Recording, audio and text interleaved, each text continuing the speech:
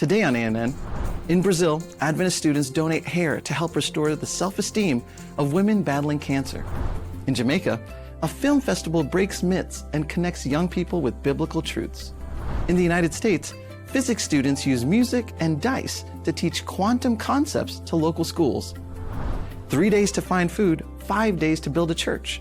See how faith reached a remote village in Papua New Guinea. See it now on ANN.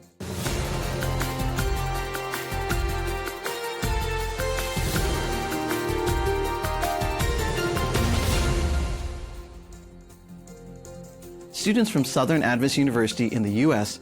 are making quantum science more accessible to local school children through creative tools like music and paper dice. With hands-on activities, they bridge the gap between abstract theory and real-world understanding. During the 2024-25 academic year, the Southern Adventist University Physics Club introduced key concepts of quantum information science and technology to students at 3 local schools. Through interactive lessons, such as using guitars to demonstrate quantization and superposition, and paper dice to illustrate quantum superposition, the club made complex quantum principles engaging and accessible for middle and high school students.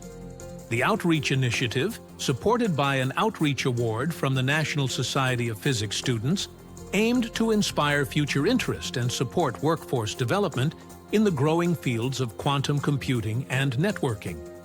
These efforts align with the United Nations designation of 2025 as the International Year of Quantum Science and Technology. The program not only inspired curiosity among young learners, but also enhanced the university students' skills in science communication and public engagement. Encouraged by the success, the Physics Club plans to expand its outreach activities in the next school year. In Brazil, a hair donation campaign unites students, teachers, and families from an Adventist school in a shared commitment to service and compassion. The initiative produces wigs that help restore the self-esteem and confidence of women undergoing cancer treatment. Students from Boa Vista Adventist School in Roraima, northern Brazil, participated in the Strands of Hope project, a hair donation campaign launched in 2016 that has since mobilized women of all ages in an inspiring act of solidarity. This year's edition collected 30 hair donations from teachers, students, and mothers within the Adventist school community. The young donors enthusiastically expressed their joy as they reflected on the significance of their participation. It means I'll see many happy women, right? With our hair. It was great to be able to donate alongside my friends. According to the principal, this is the school's second time participating in an initiative like this. We have a project. This is the second edition of the initiative. Last year, we collect hair strands from students, staff, and mothers. We then donated these strands to help create wigs. This year, the event also received the support of a local beauty salon, whose owner wholeheartedly embraced the cause. When Brother Sandro reached out to me last year, I fully embraced the cause. This year, we're taking it even further.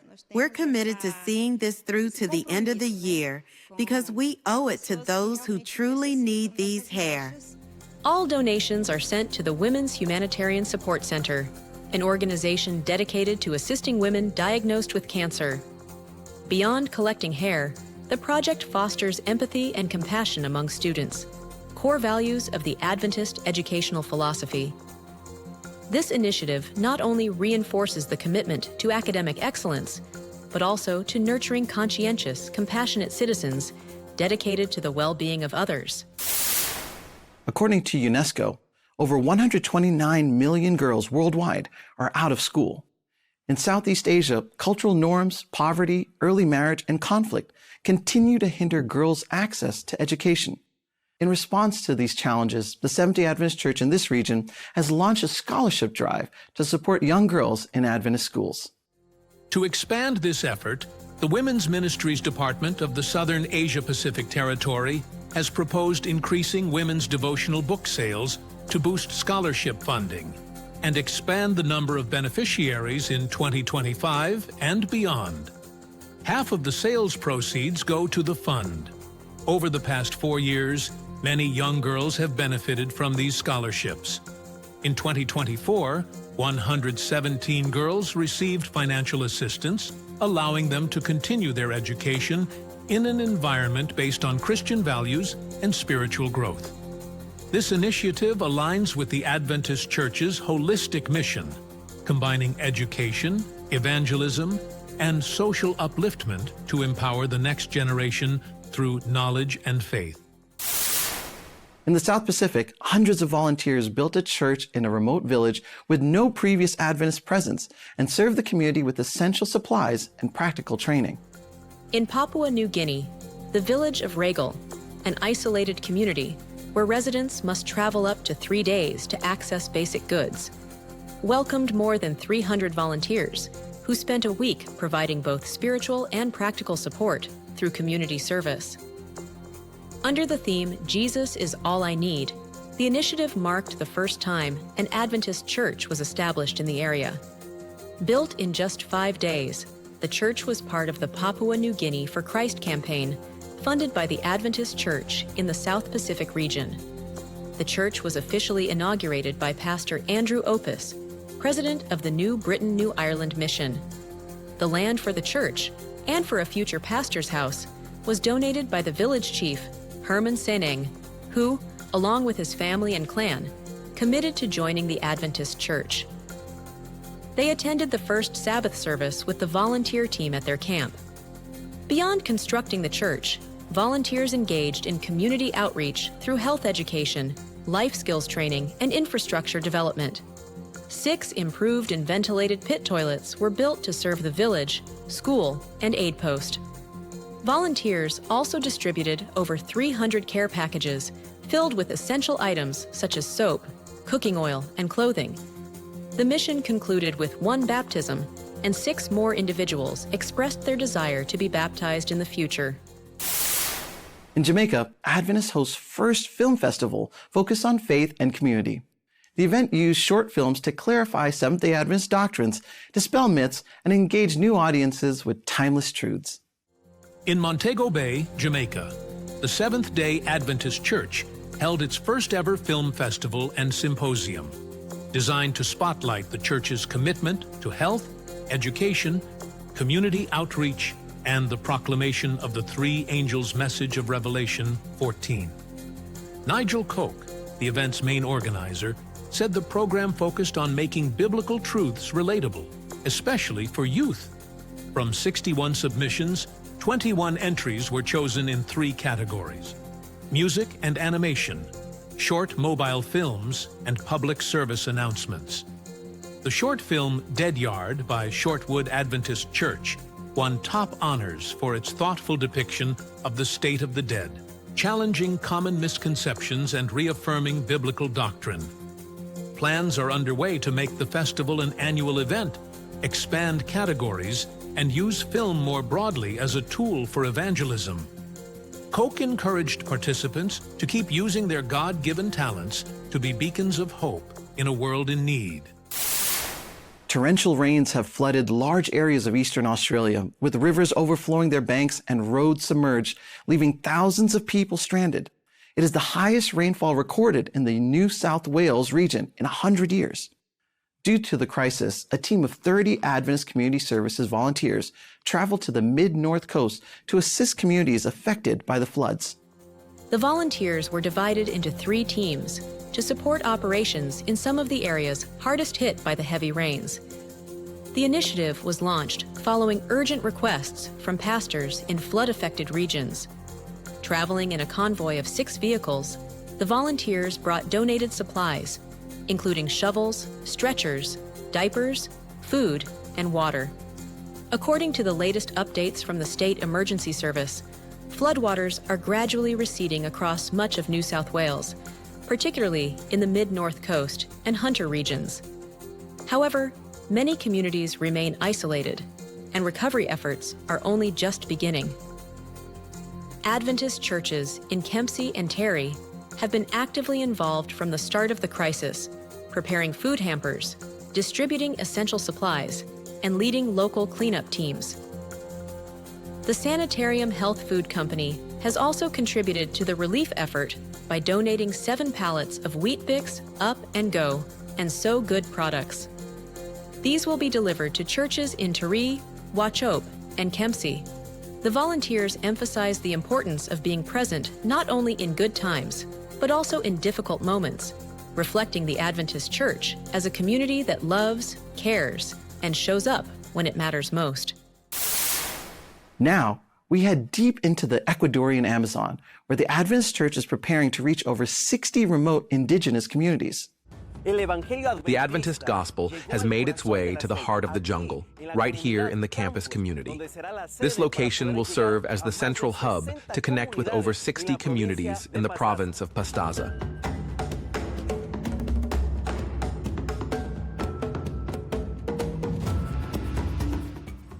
We have ambitious dreams and plans to create a missionary training center right here on campus.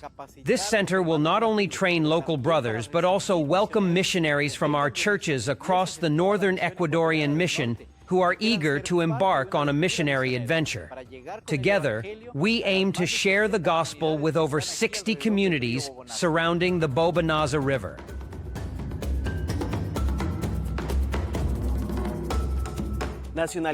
Nationalities, Quechua, Shuar, and many more await you.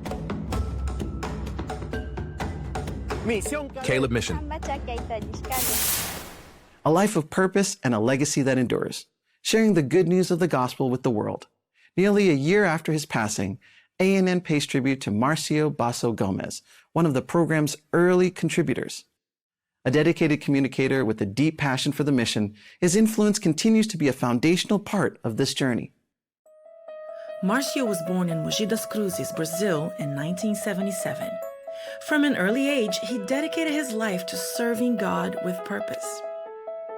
He pursued a degree in journalism, inspired by his love for communication and his deep desire to proclaim the gospel of hope to all people. Throughout his career, Marcio served the Adventist Church, becoming a leader in various areas, both in Brazil and beyond. In 2007, he joined Hope Channel Brazil, where he poured his heart into work as a journalist in radio and television for over 7 years. Today, you will learn about the political and religious implications of this fact in light of history and the Bible. The special Rome Between the Cross and the Sword begins now. Marcio Basso Gomez from St. Peter's Square, Vatican City. In 2014, Marcio began collaborating with the communications department of the Seventh-day Adventist World Church, dedicating himself to the production of a weekly 6-minute program that shared the good news, initially broadcast in Portuguese and Spanish. It was here that it all began. On November 11th, 1620, the Mayflower ship docked here in Plymouth, Massachusetts, with 102 pilgrims from England. They were fleeing religious persecution. Their descendants established Protestantism here in North America, from which the Seventh-day Adventist Church emerged. As with all meaningful endeavors, there were many challenges along the way. But Marcio's determined and persistent spirit led him not to give up on his mission to communicate hope. Today, ANN is in Cape Verde to tell the story of this country, which is one of the youngest in the world. We will also talk about a project that in recent years has promoted the reconnection of thousands of people with Christ. What started as a brief report has since grown into a half-hour program that continues to inspire and uplift thousands of people across the globe. Marcio was nearing the completion of his theology degree when he was diagnosed with a degenerative disease, which eventually led him to rest in July 2024. His family, friends, and countless individuals touched by his life continue to cherish the hope of reunion at the glorious second coming of Christ. Revelation 14:13 said, "Blessed are the dead who died in the Lord from now on. Yes, says the Spirit, they will rest from their labor, for their deeds will follow them." And truly, Marcio's work and legacy live on in every message of hope, in every life impacted, and in every story yet to be told.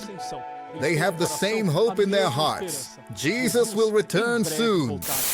In the countryside of Sao Paulo, Brazil, a publishing house that started without its own press and with modest print runs is now marking 125 years, producing more than one book every second.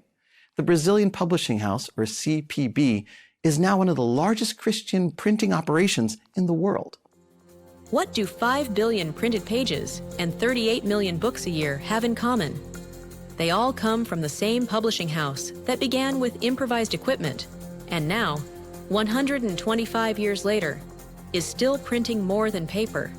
It's printing purpose. This mission started in 1900, at a time when we lacked the tools to print our own materials. Despite that, we launched our first periodical, The Herald of Truth. Over a century of dedication, hard work, and most importantly, unwavering faith has transformed the CPB into a thriving, innovative, and mission-driven organization. The Brazilian Publishing House was born out of the need to communicate with a church still in its early days. At the time, Brazil had just 26 Adventist congregations. Today, there are nearly 20,000, and it all began with a few pages, printed by hand. Each month, about 640 tons of paper run through CPB's presses. Some days, it feels like an assembly line for ideas. In 2024 alone, the publishing house surpassed 5.2 billion printed pages.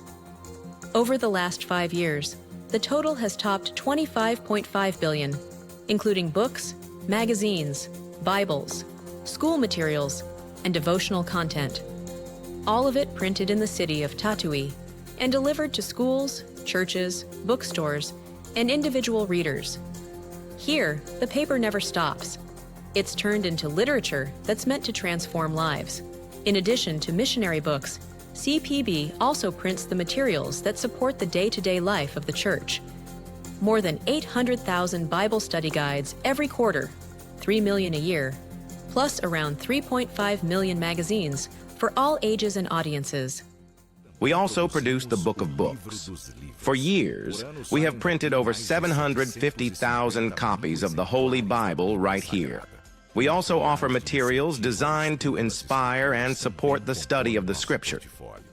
In education, CPB supplies more than 700 Adventist schools across Brazil with textbooks, children's literature, and teaching materials. That adds up to around 300,000 students, enough to fill Brazil's Maracana Stadium 3 times over, and all of them using books printed in the same facility. CPB provides content that has been translated into more than 200 languages and dialects by Adventist publishers around the world.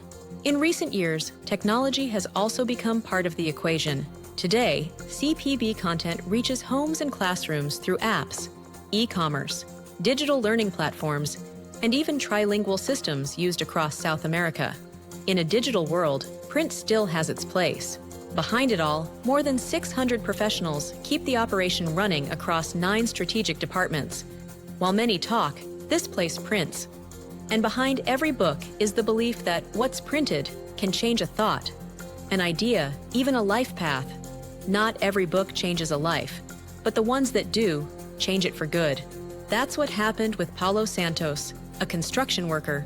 Back in 2000, during a renovation in the state of Piauí, he found an old copy of The Life of Jesus forgotten in an attic and kept it. 20 years later, he chose to be baptized. The location he picked? The very publishing house that had printed the book. Over the past 10 years, CPB has printed more than 180 million missionary books. In 2024, that number reached the historic mark of 200 million. To mark its 125th anniversary, more than 300 motorcyclists hit the streets to hand out 14,000 missionary books free of charge. A simple gesture, but one that reflects what happens there every single day. Content that reaches across Brazil and far beyond. According to the president of the Brazilian Publishing House, Pastor Wilson Garcia, the operation remains committed to its mission of printing to save. In the end, What drives this machine isn't just paper or ink. It's the belief that some pages still change everything 5 billion times a year, and counting. An Austrian mega production is making waves online. Kingdom Come, a documentary series, blends real history, biblical prophecy, and deep questions. The idea? To understand the present through everything that's already been written and maybe forgotten. 5, 4, 3, 2, 1. MDS, we have ignition, we have a liftoff. Roll program is in on time. Vehicle response is normal. Very smooth flight, very, very small attitude disturbance. The series opens with a countdown and ends with a challenge. Is the world we live in really that new? Kingdom Come is produced by the Seventh-day Adventist Church in Austria. But this isn't a sermon. It's an invitation to rethink the past and question what history told us to believe. Across 16 short episodes, released weekly on YouTube, the series links ancient empires to systems that still shape the world today. One of its most striking claims? That the Roman Empire never really fell. It just changed form and continues to influence governments, religions, and centers of power. In a sense, you could say that the Roman Empire never truly fell, and that we, as modern Europeans, are essentially the Romans of today. The narrative weaves together verified history and prophecies from the books of Daniel and Revelation. But this isn't about doomsday. It's about power, choice, and what happens when we ignore the lessons of the past. In one of its most symbolic scenes, Earth is shown as a tiny speck of dust floating in a sunbeam, a visual reminder of how fragile everything really is, even our greatest empires. Consider this point once more. Over there is our home. That's us. It's where everyone you love resides, everyone you know, and everyone you've ever heard of. Every young couple in love, every moralist, every builder and destroyer of our civilization, every saint and sinner throughout our history. They all lived on that tiny grain of sand floating in a sunbeam. Kingdom Come is visually powerful, historically grounded, and spiritually thought-provoking. It's streaming now on YouTube with English subtitles. Maybe it's just a series, or maybe it's a new way of seeing history. With more than 1.4 billion people, India is the most populous country in the world. Yet millions still lack access to education, clean water, and religious freedom. In remote states, even children fleeing civil war in neighboring Myanmar are searching for shelter and a future. In this reality, Maranatha Volunteers International is on the ground, providing structure and dignity where the basics are still out of reach. Maranatha Volunteers International has maintained a concerted effort in India for more than 25 years, providing church buildings, clean water, and educational facilities.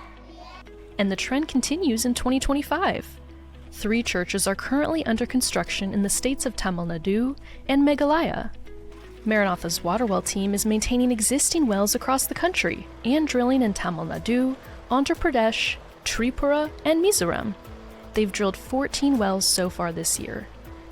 Maranatha's largest project in India of 2025 is the expansion of Pine Hill Adventist Academy. Work is underway on a large classroom building called an Elementary Education Center, or EEC. Crews have completed the structure's foundation and frame and begun laying its brick walls.